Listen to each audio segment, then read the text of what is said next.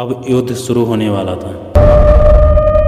यह कोई साधारण युद्ध नहीं बल्कि महाविनाश था। कलिंग के योद्धाओं ने आत्मसमर्पण करने के बजाय कट मरना बेहतर समझा। 8 दिनों तक चले इस घमासान युद्ध में दया नदी के किनारे लाशों के पहाड़ लग गए। अशोक की सेना ने न दया दिखाई न मानवता। घरों को जला दिया गया और बच्चों को भी नहीं बख्शा गया।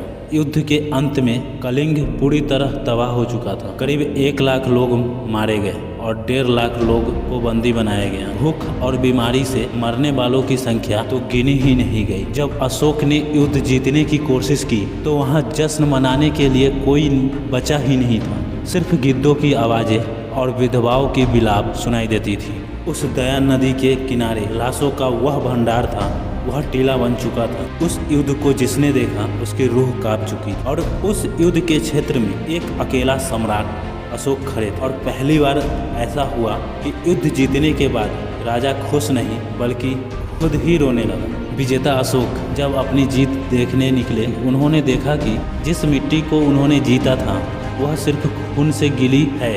हजारों कटी हुई लाशों को देखकर पहली बार उस पाषाण हृदय वाला सम्राट के दिल में भी दर्द हुआ। जो अशोक चंड बन चुका था वो फूट फूट कर वहीं रोने लगा। उन्होंने चीख कर पूछा, यह मैंने क्या किया? क्या इसी को विजय कहते हैं? इतिहास कहता है कि बौद्ध भिक्षु उपगुप्त या कुछ स्रोतों के अनुसार निर्ग्रोध ने उन्हें शांति का मार्ग दिखाया। अशोक ने अपनी लहूलुहान तलवार वहीं दया नदी में फेंक दी और कसम खाई कि वह अब हथियार नहीं उठाएगा। लेकिन दोस्तों, इसके पीछे भी बहुत रीजन है जिस वजह से सम्राट अशोक ने बौद्ध धर्म को अपनाया था।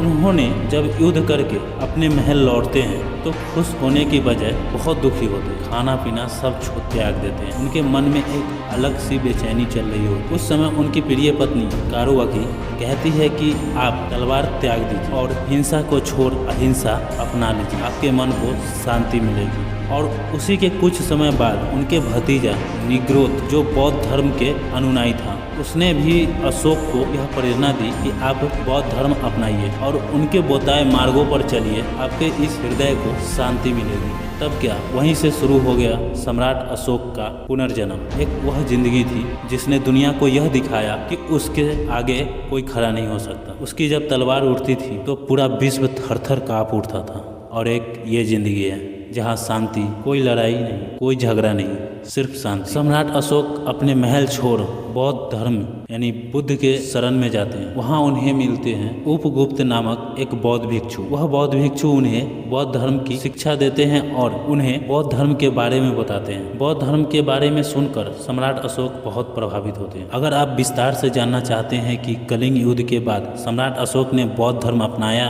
तो क्या क्या किया उन्होंने और कैसे शिक्षा ली, ये सारी बातें अगर जानना चाहते हैं तो कमेंट करो। मैं अलग से यह वीडियो बना कर लाऊंगा जो हृदय परिवर्तन के बाद का होगा। तो कहानी में आगे बढ़ते हैं। कलिंग की हार ने अशोक को बदल दिया और अशोक के बदलाव ने दुनिया को बदल दिया। उन्होंने युद्ध घोष को धर्म घोष में बदल दिया। उन्होंने कलिंग को प्रेम से जीता, शक्ति से नहीं। आज का भारत और हमारा संविधान जिस शांति और न्याय की बात करता है उसकी नींव इसी कलिंग की रक्त रंजित भूमि पर रखी गई थी। एक सम्राट जो हार कर भी इतिहास में सबसे महान विजेता बन गया। तो मिलते हैं नेक्स्ट वीडियो में।